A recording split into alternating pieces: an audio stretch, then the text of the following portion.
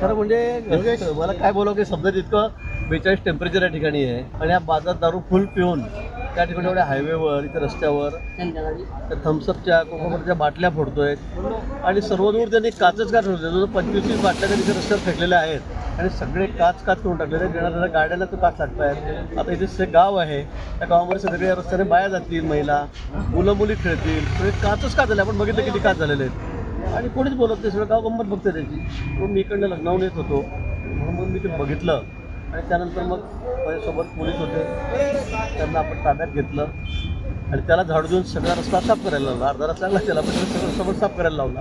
पण तो इतकी दारू प्यालेला आहे, त्याला काय बोलत तेही समजत नाही. पण इथे त्याने पूर्ण रस्ताच बंद केला सगळं जवळपास. त्याने सगळ्या बाटल्या टाकून रस्त्यावर पडून मग तर काय करतं तेवढ्यासाठी मला उभं राहावं लागलं इथे 20-25 मिनिट. त्याच्याकडे तसं साफ करून घेतला आहे. पण अतिशय चुकीचं गंभीर आहे ना, एवढ्या उन्हामध्ये होता तो खुशाल इथे सगळ्या बाटल्या फोडतोय. लोक येतात, इतकं ट्रॅफिक चाललेलं आहे आणि गाड्या थांबून गेलेल्या आहे. काय कोणाकोणाला थांबवणार, आपण सांगणं आपलं काम आहे.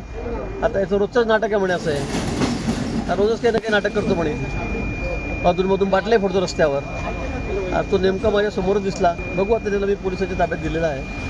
त्याच्याकडून सगळा रस्ता साफ करून घेतला. पण दुसरं कोण काढणार, ते पोलीस साफ केला तसा रस्ता.